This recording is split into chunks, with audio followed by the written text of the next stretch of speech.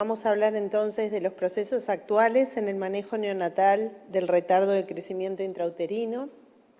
Como ustedes saben, los factores que afectan la evolución en la restricción del crecimiento fetal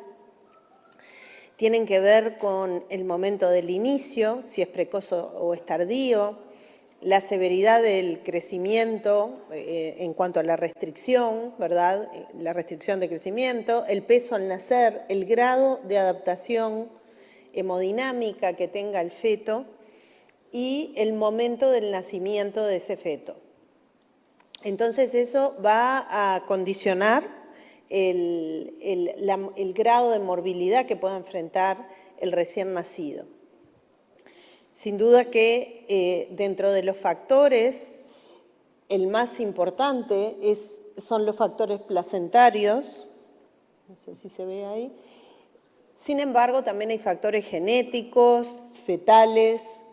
y factores maternos que afectan el crecimiento y vamos a tener entonces el fenotipo de afectación de crecimiento fetal, tanto sea el simétrico como el asimétrico, ¿verdad? Siendo el simétrico el menos frecuente, típicamente se inicia antes de las 32 semanas, tiene un índice de ponderal normal habitualmente y tiene reducido el perímetro abdominal y el perímetro craneano. Sin embargo, el más común de los fenotipos es el asimétrico, dando cuenta de un 80% de las restricciones, típicamente se inicia en el tercer trimestre, tiene un descenso del índice ponderal y un aumento de la relación del perímetro craneano con el perímetro abdominal.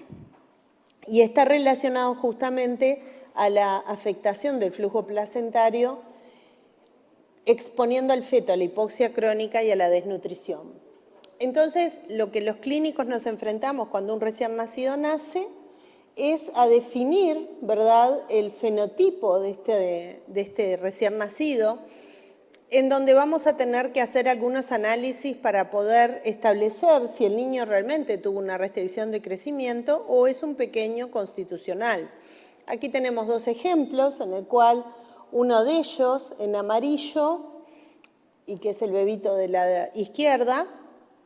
creció en el percentil 2, está claro que es un pequeño para la edad gestacional,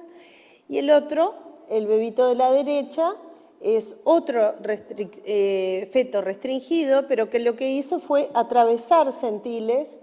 y en realidad al momento del nacimiento está en el percentil 50, pero es un niño que fue atravesando los percentiles. Ambos nacieron a las 37 semanas. Entonces, lo primero que los clínicos debemos hacer es hacer una valoración antropométrica. Sin duda que la ayuda que se haya hecho de la valoración fetal ya nos puede ir orientando y en ese sentido quiero puntualizar que más recientemente la relación del perímetro craneano con el perímetro abdominal, además de todas las medidas que se realizan durante el embarazo, nos ha sido de bastante ayuda y correlaciona bastante bien con lo que uno valora del punto de vista antropométrico en la etapa neonatal. En la etapa neonatal vamos a ir a las medidas clásicas, ¿verdad? El peso, la longitud y el perímetro craneano, y después vamos a ir a relacionar esas medidas, siendo el peso para la edad gestacional la que define el pequeño para la edad gestacional cuando está por debajo del percentil 10, y después hay algunos índices que resultan de utilidad, el índice de masa corporal, el índice ponderal, también la relación entre el perímetro braquial y el perímetro craneano nos ayuda a establecer si ese bebé se adelgazó o no intrauterino. Y también hoy en día hay diferentes técnicas para intentar medir la composición corporal, como puede ser la plicometría, la pletismografía, la impedancia eléctrica o la resonancia. Con todo esto nosotros podemos hacernos una idea de si el niño tuvo una restricción verdadera de crecimiento o es un bebé que creció adecuadamente y es pequeño constitucionalmente. Vamos a detenernos mínimamente en lo que es el valor que tiene la relación entre perímetro craneano y perímetro abdominal, que ustedes ven que en este trabajo, que revisitaba el hecho de poder utilizarlo, demuestra que de diferentes parámetros es de los más útiles. Y en la medida que aumenta esta relación perímetro craneano, perímetro abdominal, el percentil de peso al nacer disminuye. Y en este trabajo el índice identificó correctamente al 88% de los recién nacidos pequeños para la edad gestacional, en un ensayo en el cual se evaluaron 21 gestantes fumadoras versus 21 no fumadoras, con niños que fueron evaluados entre las 28 y 32 semanas, pero que nacieron promedialmente a las 39 semanas. En este caso, el valor predictivo negativo fue de 94%, y utilizando esta relación, tan temprano como a las 28 a 32 semanas, podría dar como resultado que las mujeres con resultados negativos fueran asignadas a un grupo de bajo riesgo para tener pequeños para la edad gestacional con bastante confianza. Junto a otros métodos que ya se utilizan hoy en día, es útil, en este caso, esta relación que podría ayudar a ser incorporada en las ecografías del tercer trimestre. Del punto de vista de las medidas antropométricas, una vez que tenemos al recién nacido, vamos a analizar un poco lo que son las medidas directas, como dijimos, el peso, la longitud del perímetro craneano, la circunferencia mediana del brazo y también los pliegues cutáneos. Las ventajas en el peso, obviamente, que es simple y reproducible, sin embargo, no nos da información de la composición corporal. La longitud refleja el crecimiento esquelético y predice de alguna manera la masa libre de grasa, pero es una medida que es difícil de tenerla con exactitud, tiene mucho error. El perímetro craneano se ha demostrado que refleja el crecimiento del cerebro y puede estar afectado por otras causas que no tienen que ver con la ingesta de nutrientes. La circunferencia braquial refleja una combinación de lo que es el crecimiento muscular y graso y puede, de alguna manera, se ha visto que se relaciona con la adiposidad en el cuerpo. Pero las medidas son técnicamente difíciles en los prematuros y tienen que ser un personal entrenado. Lo mismo que los pliegues cutáneos, que también estiman la composición corporal, pero no se relacionan con la grasa abdominal y con el perímetro abdominal, y también requieren de personal entrenado. Con estas medidas podemos hacer medidas derivadas o relaciones que son de utilidad, que también nos ayudan a interpretar si el niño tiene una verdadera restricción de crecimiento o es un pequeño constitucional. Tenemos la relación de peso sobre talla, el índice de masa corporal, el índice ponderal, que se utiliza con la longitud al cubo, en vez del índice de masa corporal, que es con la longitud al cuadrado, y tenemos la relación del perímetro braquial versus el perímetro cefálico. Y todas estas van a poder darnos una idea como ventajas de la corporación, de la proporcionalidad del cuerpo y de la composición del cuerpo, ¿verdad? Pero tienen algunas limitaciones porque no predicen exactamente y confiablemente todas ellas la composición corporal, pero junto con las medidas directas son de mucha utilidad. Para darles una idea, en cuanto a la composición corporal, la más utilizada, porque accede a estar al lado de la cama del paciente, es la plicometría con un plicómetro de Harpenden, como tienen ahí, pero bueno, hay que tomar en cuenta cuál es el modelo de composición corporal que se va a utilizar y requiere, como decíamos, de tomar los pliegues en esos bebés tan chiquitos con un entrenamiento particular. En suma, podemos hacer un diagnóstico de cuál es la situación del recién nacido en cuanto a su crecimiento, pero tenemos que pensar en cuáles son las consecuencias postnatales de la restricción de crecimiento Y entonces señalamos que hay 3 esferas fundamentales que son las cardiovasculares, las pulmonares y las neurológicas, que son las que más nos preocupan. Algunas de ellas se van a expresar en el periodo neonatal y otras se van a expresar a largo plazo. Las que se expresan en el periodo neonatal son las que llevan al recién nacido a estar en una unidad de cuidado intensivo y son bastante variadas. Del punto de vista de la esfera cardiovascular, una de las mayores preocupaciones es que en la restricción de crecimiento fetal se haya producido un cambio estructural. Por ejemplo, la rigidez de la pared de los vasos o la alteración de la vasculatura pulmonar llevando a la hipertensión pulmonar. Pueden tener precozmente hipotensión estos recién nacidos, aunque secundariamente y tardíamente pueden tener hipertensión. O sea que puede ser una, digamos, transición a la vida extrauterina inestable del punto de vista hemodinámico. Lo mismo del punto de vista respiratorio, porque obviamente la adaptación a la vida extrauterina es una unidad cardiorrespiratoria, por lo tanto pueden tener mayor necesidad de apoyo ventilatorio. Son bebés que están expuestos a la aspiración de meconio, a la hemorragia pulmonar y, por supuesto, desarrollar una broncodisplasia pulmonar. Del punto de vista neurológico, la morbilidad da cuenta de que son niños que tienen más frecuentemente asfixia perinatal o microcefalia o anomalías en las ecografías como la hemorragia intraventricular o la leucomalacia periventricular, cambios en la composición de la sustancia blanca y la sustancia gris del cerebro con disminución del volumen cerebral, diferentes alteraciones de las resonancias cuando se hacen técnicas específicas, como puede ser la difusión de agua,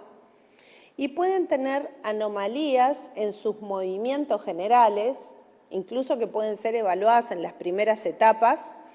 y dar cuenta de que es un niño que puede tener algún riesgo de desarrollo anómalo. También esto se puede ver evidenciado en la respuesta eléctrica, en un electroencefalograma por alteraciones de las descargas neuronales. También hay otros problemas muy comunes que enfrentan estos pacientes, como pueden ser, además de la transición dificultosa del punto de vista cardiorrespiratorio, problemas metabólicos como hipoglicemia, hipocalcemia, hipotermia, mayor frecuencia de sepsis, ictericia, policitemia, estadías en la unidad prolongadas, trastornos de la alimentación, incluyendo que tienen más frecuencia de problemas digestivos graves como la enterocolitis. A largo plazo puede desarrollar en la etapa de la infancia incluso hipertensión, trastornos de la perfusión del miocardio, stroke, arteriosclerosis y del punto de vista respiratorio quedar condicionados a tener enfermedades respiratorias crónicas, así como del punto de vista neurológico pueden tener trastornos del neurodesarrollo, problemas de conducta, dificultades en el aprendizaje y necesidad de escuela especial, parálisis cerebral e incluso en la ancianidad se ha visto que están más relacionados a las enfermedades neurodegenerativas como puede ser la demencia. Además, tenemos problemas que a veces se instalan en la etapa de recién nacido y que tienen que ver con la obesidad, la falla de crecimiento, disfunciones inmunitarias, debilidad ósea como osteoporosis, síndrome metabólico, trastornos renales, hormonales, mayor frecuencia de cáncer e incluso expectativa de vida disminuida. O sea que puede afectar a lo largo de toda la vida estas morbilidades. Uno se pregunta qué intervenciones para mejorar estos resultados neonatales podemos tener. Bueno, en realidad no hay muchas intervenciones hoy en día. Se plantea en lo prenatal, teniendo en cuenta que hay diagnósticos, sobre todo en países desarrollados, que están bastante bien medidos. Tenemos diagnósticos bastante eficientes de la restricción de crecimiento moderada severa, pero, sin embargo, cerca del 40% de los lactantes nacidos por debajo del percentil 3 de peso no se detectan intraútero. En este sentido, se han hecho algunos ensayos El sildenafil, que se sabe que vasodilata los vasos miometrales humanos de las placentas normales y con restricción, pero se hizo un estudio que fue el Streeder que debió suspenderse por un incremento inesperado de muertes en bebés. O sea que ese estudio no continuó. El tadalafil es un símil sildenafil que tiene la ventaja de que no cruza la placenta y es promisorio. Y después hay otro tipo de estudios en marcha, como por ejemplo con terapia génica, como el Everest, que selecciona embarazos complicados con restricción de crecimiento e inyecta factor de crecimiento endotelial en las arterias uterinas, pero que no está cerrado. Podrían haber otros factores, como el factor, el IGF-1, que mejora el peso al nacer experimentalmente de corderos hembra, pero no en macho, y podrían haber otros fármacos antioxidantes generales, dentro de los cuales hay muchos evaluados en modelos experimentales con animales, pero el que más ha tenido exploración y buenos resultados ha sido la melatonina, que hay algunos ensayos en humanos, pero no son concluyentes. Y en la etapa postnatal,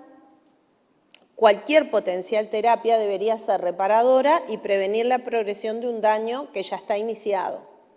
Hoy en día se sabe que la lactoferrina, que es abundante en el calostro y en la leche humana madura, y alcanza el cerebro luego de la administración oral, se sabe que estos niños alimentados a pecho tienen mayor capacidad antioxidante, menores índices de estrés oxidativo comparado con niños alimentados con otra fórmula u otros alimentos. La suplementación con lactoferrina en pretérminos ha demostrado reducir algunas morbilidades, como pueden ser la sepsis tardía o la enterocolitis, podría ser un candidato, pero no está aprobado en niños con restricción de crecimiento. Y sin duda lo que podemos hacer en el cuidado intensivo es prevenir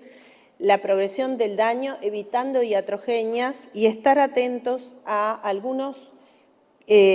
asuntos invisibles que ahora vamos a mencionar y que tienen que ver con el cuidado general del recién nacido. Sin duda, una de las preocupaciones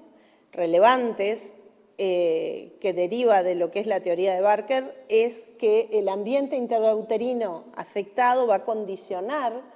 la salud en los adultos y es muy complejo cómo se va estableciendo la anomalía de funcionamiento, ¿verdad?, con la restricción de crecimiento, con complicaciones que tienen que ver con el nacer antes de tiempo, el estar expuesto a los cuidados, sepsis, problemas que sortean o que tienen que sortear y pasar los niños en las unidades de cuidado intensivo, y además hay condicionantes genéticas de cómo responde cada organismo. En ese sentido,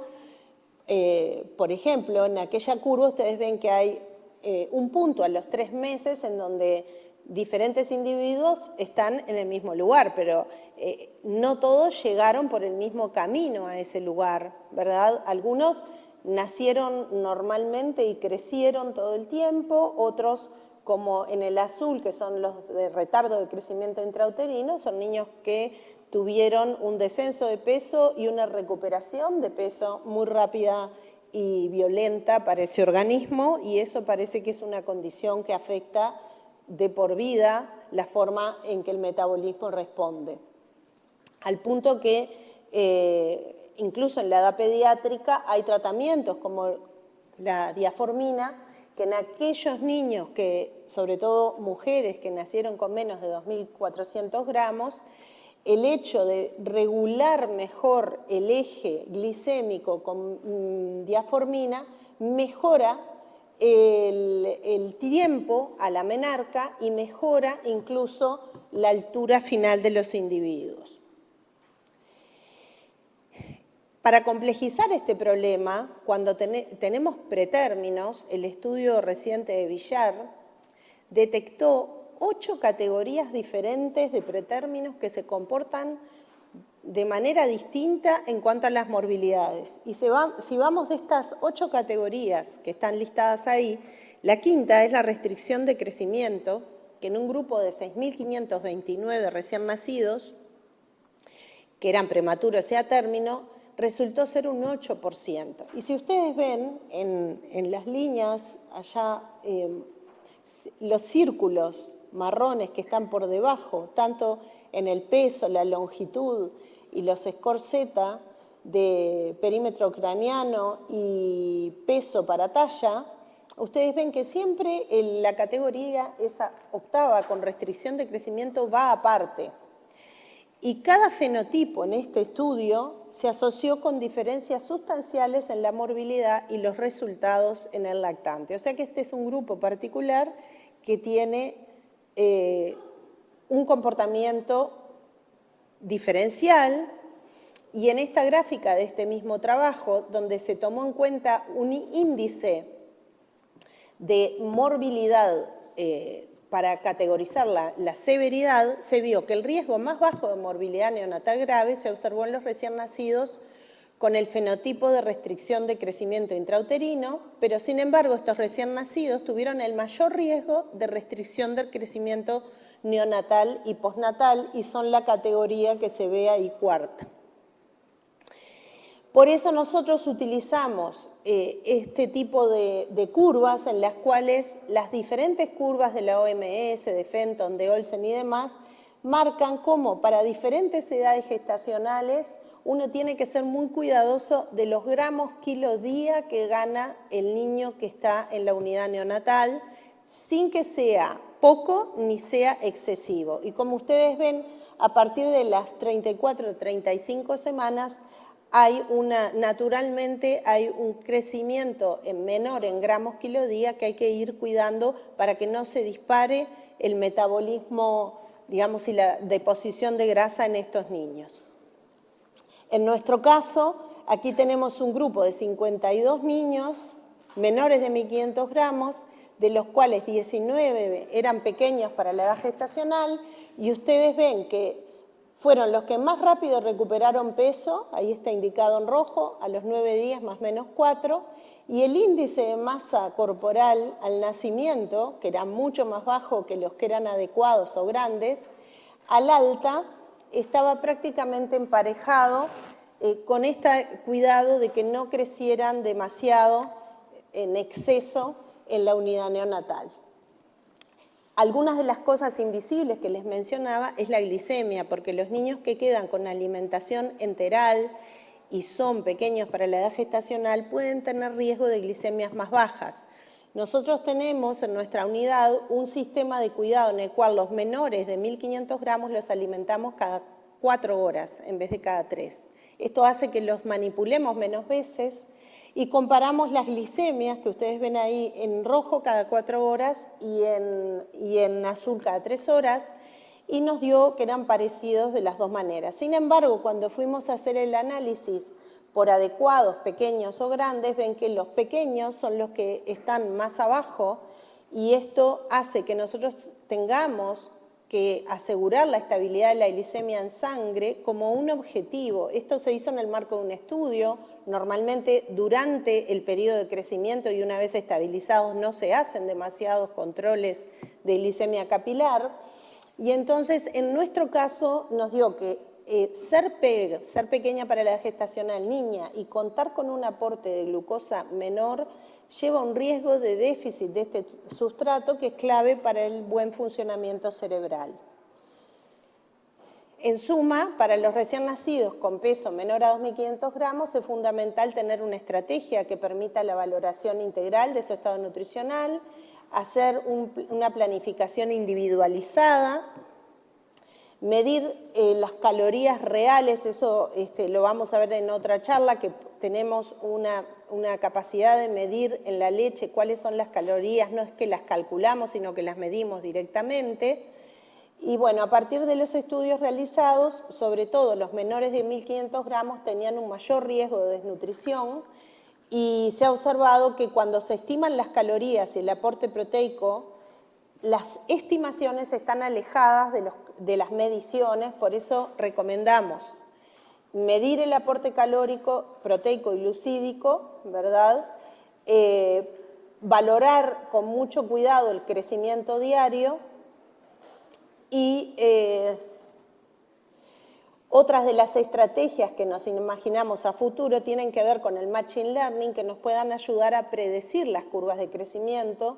como en este trabajo que tuvimos la oportunidad de realizar y publicar recientemente, en el cual hicimos de un banco de datos de Estados Unidos, que fue la serie PROP, y un banco de datos en Uruguay, pudimos ver que el Machine Learning no predice, ¿verdad?, igual en un lugar y en otro, o sea que hay que hacer una inversión en informática local. Para esto, este trabajo lo que hizo fue predecir curvas de crecimiento. En negro, allá ustedes ven la curva que se hizo la predicción de la serie de Estados Unidos, y abajo un ejemplo de un niño en Uruguay, en donde en negro se predijo la curva, y fíjense que el niño resultó muerto. O sea que lo que nos dio es que no podemos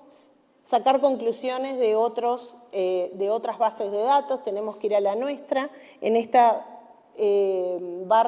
barras verdes ustedes ven cómo la predicción americana nos daba que los niños estaban 500 gramos por encima de lo que realmente estaban al alta en Uruguay. Así que bueno, con respecto a esto, seguramente el futuro nos dé marcadores a partir de medidas antropométricas por Machine Learning, que nos puede dar algunos datos interesantes, pero debemos hacer un algoritmo, digamos, en cada lugar con nuestras bases de datos. Nosotros utilizamos en el Hospital de Clínicas el sistema informático perinatal, que se usa en muchos lugares de Latinoamérica, y gracias a eso podemos reanalizar los datos. Bueno, muchas gracias y estamos a las órdenes.